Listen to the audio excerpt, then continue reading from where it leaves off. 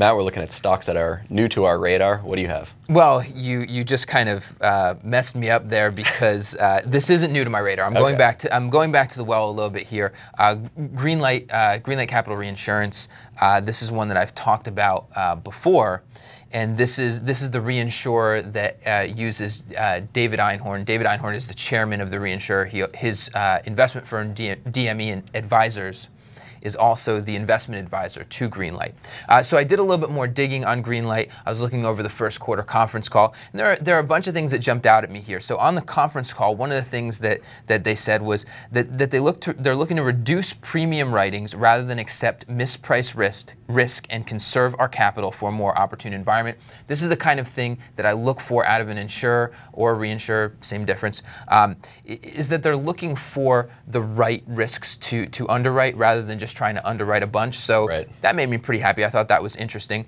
They were also talking about the glut of flexible capital, as they put it, in the reinsurance market. What's interesting is that we've actually seen, after a very soft period in the primary insurance market, the reinsurance market continues to be soft. You've got a lot of money out there from pension funds, hedge funds that are trying to deploy it in other places. The fixed income market obviously is not offering anything in terms of returns, so they're looking for alternatives. The reinsurance market has been one of them. Unfortunately, that makes it a lot more difficult to get the right prices for risks in the reinsurance market.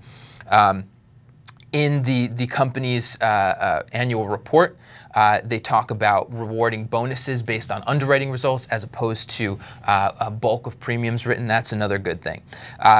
In terms of how they invest, that's one of the things that I think would attract investors to the stock. Again, you've got David Einhorn here, you've got his advisory. So there's kind of a balance on that one. On the one hand, David Einhorn, that's pretty much all you have to say. He's investing your funds. When we look at other insurers, like a Berkshire Hathaway, you've got the insurance operations, you've got Warren Buffett investing the float and other capital, so that's a positive. With Greenlight here, you've got kind of a concentration in equity assets, and that worries me just a little bit with an insurer. One in particular, he was talking about his position in Apple on the conference call. He made a couple comments that jumped out at me. He said that the company has become vastly more shareholder friendly in its capital allocation policy. He noted that they've added to the Apple position, and now he said, now we just wait for the release of Apple's next blockbuster product. So I'll conclude it here on sort of a balance point to the investing of David Einhorn with Greenlight, is that, again, if we look at Berkshire and Buffett, Buffett's not, he's getting paid, what is that, $100,000 a year, basically nothing. DME Advisors, not quite. They're getting the pretty typical hedge fund treatment. They're getting 1.5% of the assets managed and a 20% cut of the profits made. So that's not ideal for investors in Greenlight Reinsurance.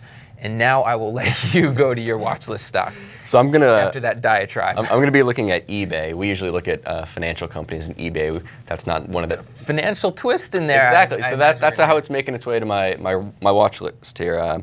So I'm interested in the PayPal part of the business, but the majority of their business is still the marketplace business, which I was asking you before. You don't really use it. I don't use it. I was talking to our producer Heather. She doesn't really use it. So it's kind of interesting how we have this stock. The majority of their business, I'm not really sure who uses it, but when you break it down a little bit, the majority of it is international. So I guess that's kind of a different view than what we look at primarily here in the US, where everyone's using Amazon primarily for their online shopping. But the PayPal unit is interesting because it's kind of just a wild card. Everyone's, not a ton of people use it. It's gaining traction, it's gaining subscribers, but over the long term, I think the hope is that this turns into something huge, and it can kind of disrupt the payment system.